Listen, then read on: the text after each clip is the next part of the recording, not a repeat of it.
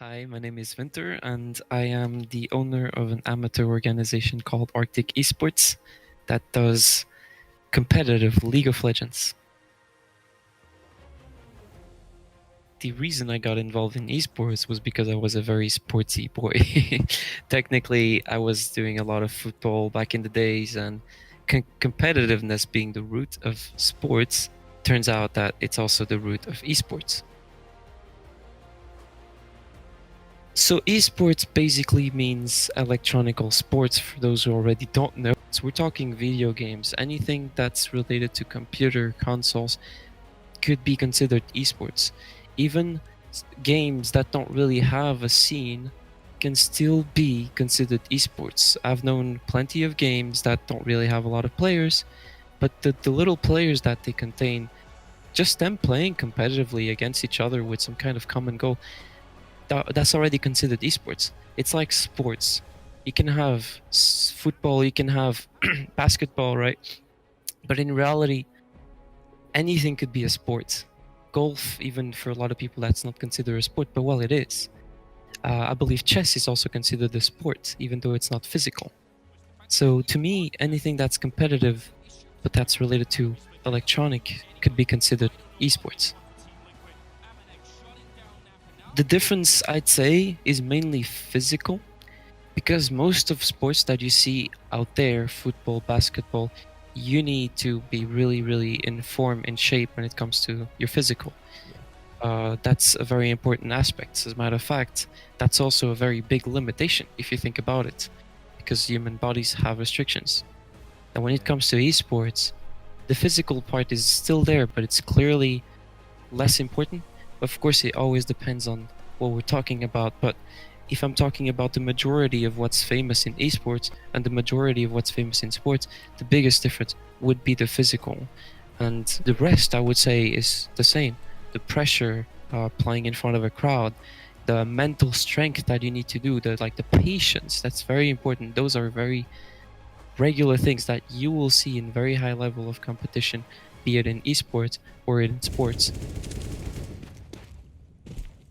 I'll say it has its chances, but no, esports and sports, because they come from the same foundation, because they have the same roots, apart from the slight differences, I'd say it makes total sense if esports just keeps growing and gets a very big viewership. As a matter of fact, it's happening right now.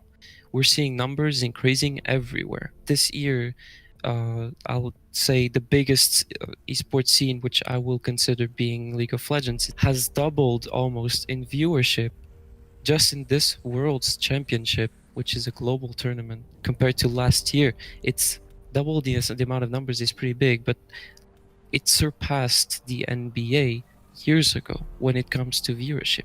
And the NBA, sure, it's only USA based, it's still a very big event. It's still a very big scene. People watch it a lot. So that I'd say that we give it a few years, or maybe, who knows, a century, esports will probably be the future of sports, because of there isn't as many limitations. We can train as much as we want. It's all going to come down to the mental. Yeah, you were talking about the NBA. I do know as a fact that the 2018 World Championship surpassed the Super Bowl final viewership. Oh, that's a good number too, yeah.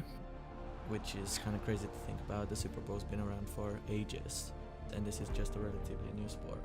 It's been around for 8 years, and it already surpassed that viewership. So over time, yeah, esports will become a real thing. To understand the answer to that, I think again we have to slightly compare how sports have been working and how they've been performing when it comes to finances. It all comes down to viewership, right? It all comes down to investors or sponsors will always go to a team that's known, someone that has a brand, someone that has followers. In sports, you see this everywhere. Like you see Real Madrid.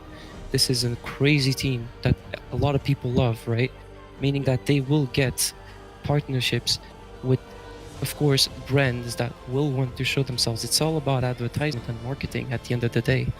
To me, we're dealing in the entertainment industry, and because that's also a very growing, fast-growing industry, you can see YouTube lately, you can see the internet and whatnot. I'll say it will always come down to viewership and to popularity when it comes to finances. Most teams are just getting, again, sponsorships, investments, because the end goal is always putting the word out there that this brand exists, so that brand is, is good. And that is pretty much how finances run in esports as well as in sports. It's a very similar concept. Yes, in general, finances will run through sponsorships. Sponsorships will always want to go to the teams that are most famous if they have the money. If not, of course, they'll settle for smaller teams and grow from there. Well, it's kind of a tough question. I'd say that the money involved and the lifestyle are actually kind of disconnected. There's a lot of people that consider making a career in sports very, let's say, fulfilling when it comes to your own finances as a player. And it is true for certain occasions. And as a matter of fact, I think that's something that was a very big mistake in sports that we're trying to not repeat in esports. When you're a big name, your finances will be insanely high. Even in a team of 11 players, your finances will still be on the very high numbers. Now, this is something that happens in sports that you don't really see happening that much in esports. Now, don't get me wrong, players that are very known in esports will still get a lot of money, more than the others. But when it comes to salary and everything, people think that, oh yeah, this kid just won $3 million in Fortnite. You think that's a big number. Well, it is, but the chances of you making it is not that big. As a matter of fact, only one person or one team every year will be able to get those rewards. And truth be told, if we look at esports as a whole, not just focused on League of Legends or Dota or Fortnite, teams are new. Like the whole scene is new, meaning that it's always someone else winning. You don't see a lot of people winning the same trophy over and over because it's a very competitive area. People want to be better than them. They manage, they succeed, and there goes. Now we know that the money is good, but it's not the greatest. If we talk about lifestyle, that is the most important aspect of esports that a lot of people don't seem to understand. I'll give you a little different way of looking at it. Let's say there's about 1,000 people that are competing for one specific cup, and pretty much everyone wants to win it. You have 3 years to prepare for that cup. That's a long time.